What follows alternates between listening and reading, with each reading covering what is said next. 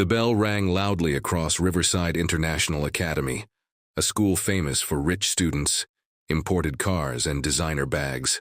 But today, every eye turned toward a girl who walked through the gates wearing a faded uniform and holding a single notebook.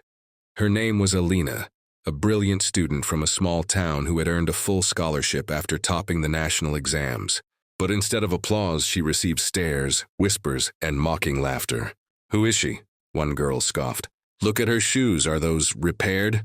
A boy snickered. "Scholarship girl," someone muttered, "charity case." Alina lowered her head.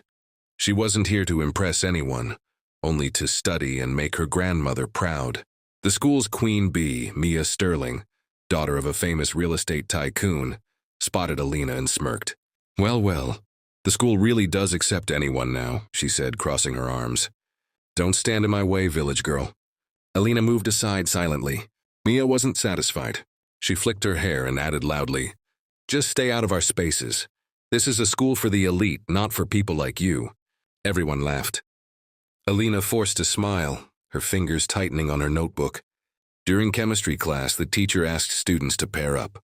Alina turned to ask a girl next to her, but the girl shifted her chair away.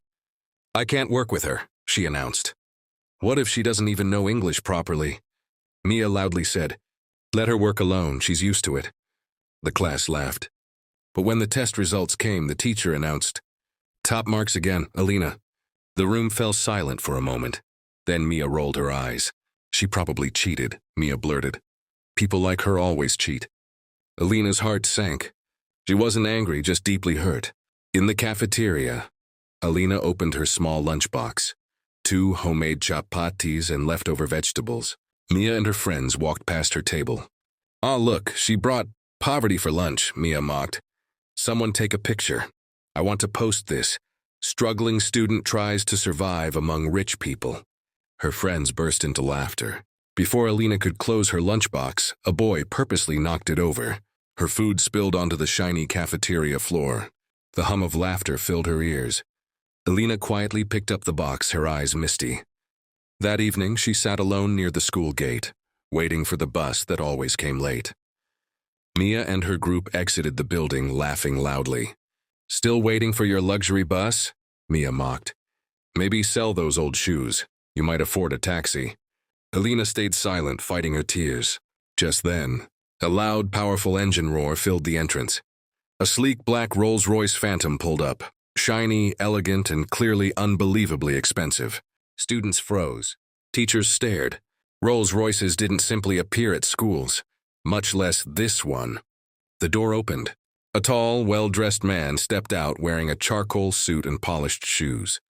His face was calm but authoritative, the kind that made people straighten their posture. "Who is that?" students whispered. But nobody had any idea what was coming. The man looked around, scanning the grounds. Then his eyes softened. He walked straight toward Alina. Her classmates almost choked in shock. Alina gasped. "Grandpa?" Yes. The mysterious man was Mr. Rayyan Halim, a quiet billionaire known for owning several tech companies, but also a humble philanthropist who lived a simple life away from cameras. He smiled warmly and placed his hand on Alina's shoulder. "I wanted to see how your first week went," he said gently. "You didn't tell me it was this bad." Mia's mouth dropped open. Your grandfather is Rayyan Halim?" she stuttered.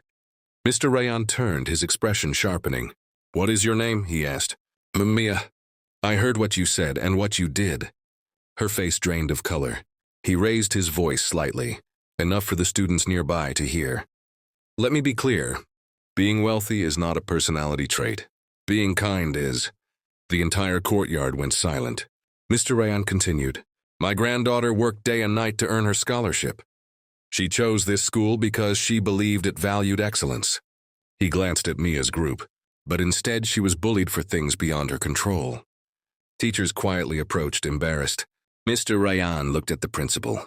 "I will be funding a new program here, a mandatory character development course, and a scholarship expansion." The principal nodded quickly. "Certainly, sir." And he added, "Any student caught bullying will face strict consequences."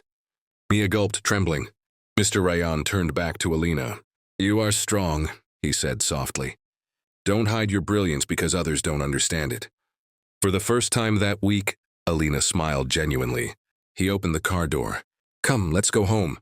Every student watched as the scholarship girl, the one they mocked, humiliated, and underestimated, entered a Rolls-Royce and drove away with a billionaire.